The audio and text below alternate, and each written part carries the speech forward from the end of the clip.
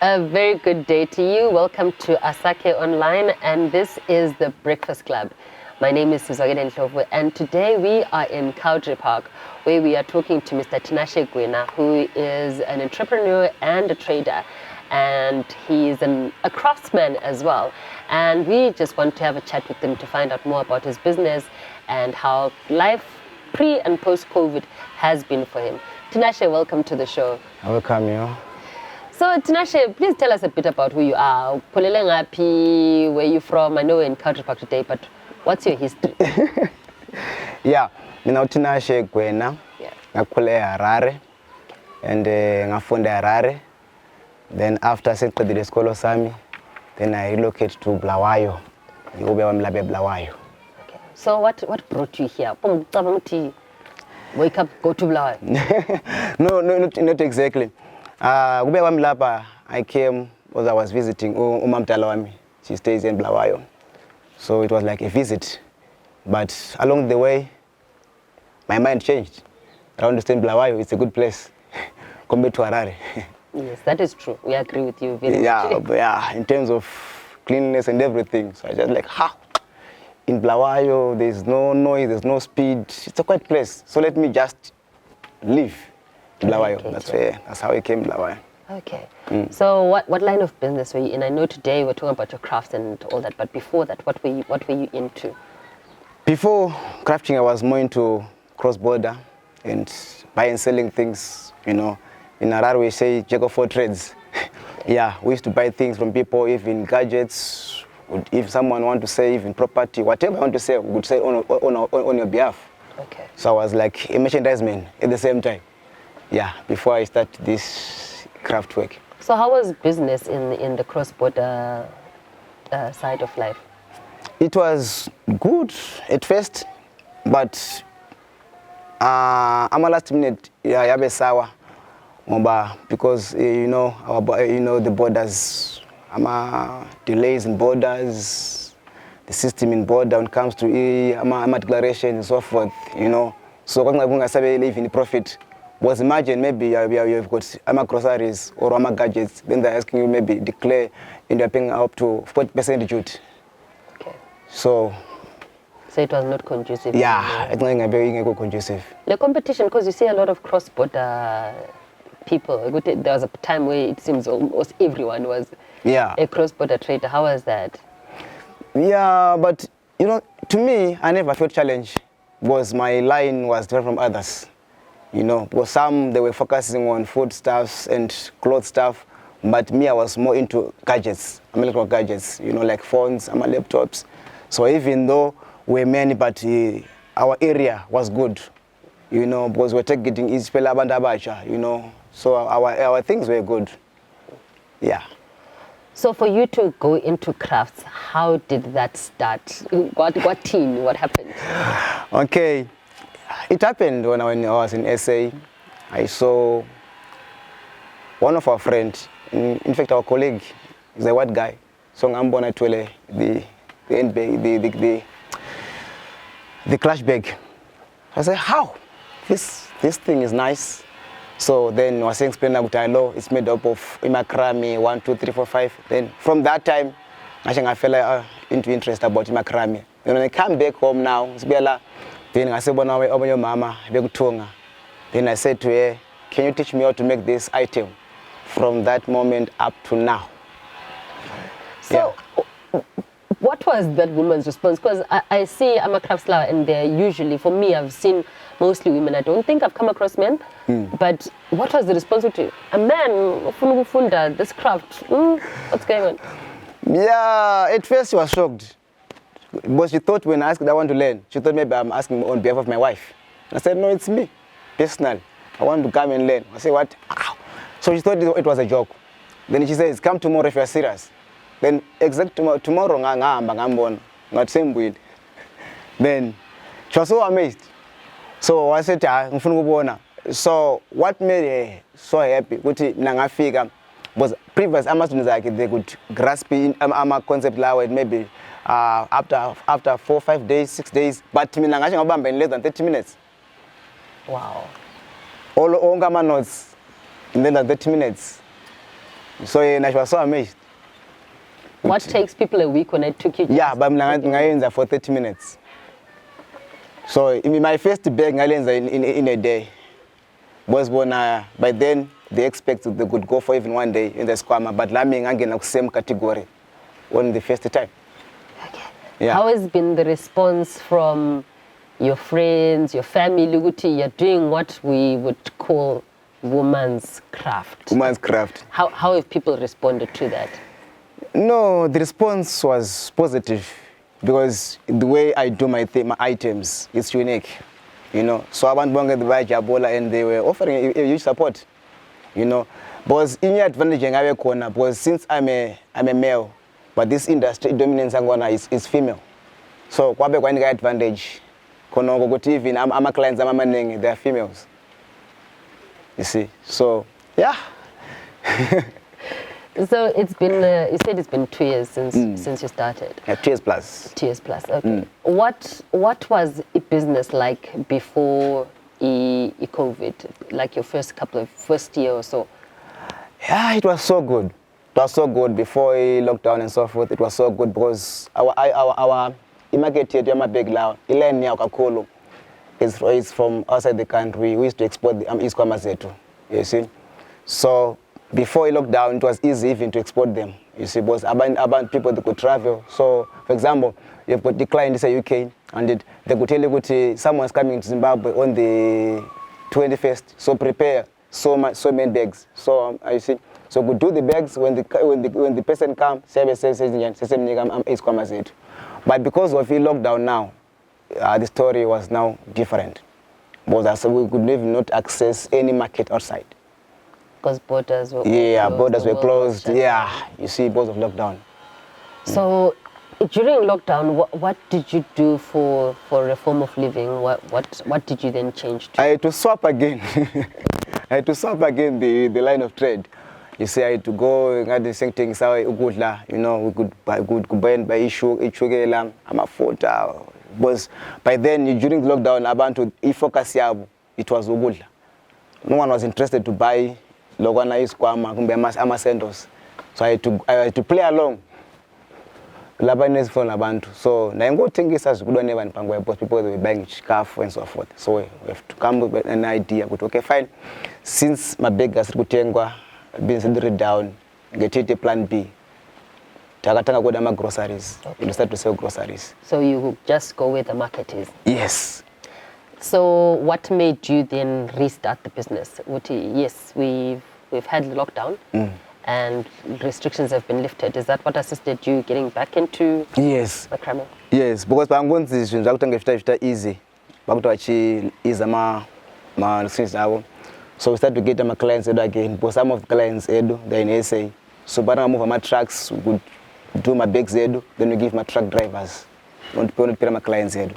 So after this lockdown. Okay. Local market, how is it? Like, how do we respond to things like crafts? Is there a market?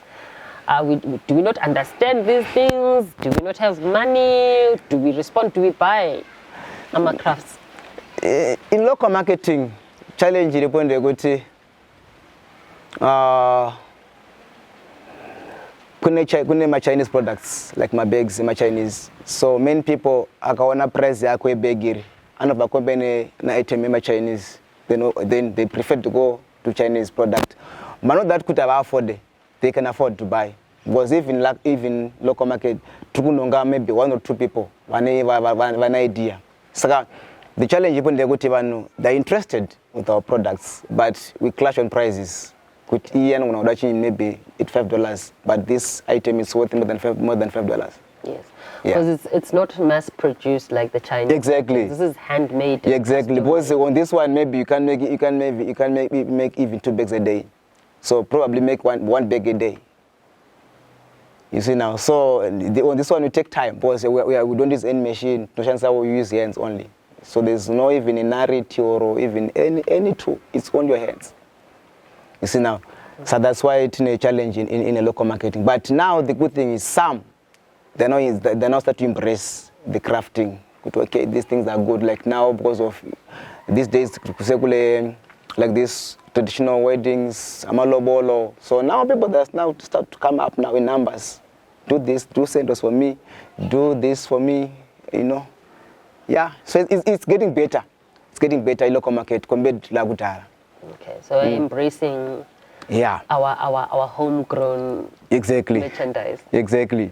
So I want to see this is actually you. Could you give us just a quick demonstration? Okay. So here we are making what we call amashampalas. I know you know them. Those for hands, isn't it? Oh, I'm a bracelet. How many? Amashampalas. Shampalas. Some they call bracelets. It depends with material, but this one we call shampala, but there's no beads on this one. Okay. Yes, sir. So what you do, we just put our knots here. So we are now making our shampala here. Okay, so while you in your business, Katesa, are you the only person? Have you employed other people, or is it just you? You're a sole trader. Yeah, it's just me for now. But if ngabelama clients amanengi, sometimes my wife will help me. But in most cases ngiyabengeza ngedwa. But if we've got many like orders, so we split with my wife because she does bead work a lot. So if I've got an order for ama beads, I shift that order to her. Then I'll focus with my macrame. Okay. Because I love this one compared to beadwork. So you're a crafts couple, basically. Yes. That's amazing. Teamwork.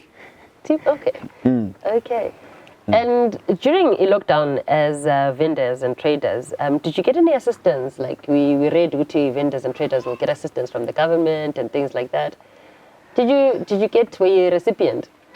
No, I just received a line. A SIM card. That's all. A SIM card. Yeah. No, that's the help that you received. Yeah, that was my cushion. I'm failing to understand. Okay, wait. You know what they said? We must go and register. Then they'll give us ama SIM cards. So the line was for Net 1. So Imali, it was supposed to enter through those Net 1 lines one money according to their statement. So we went we registered Basnikama line. From that day up to now. Yeah, so in other words, I received my question, a line, a SIM card.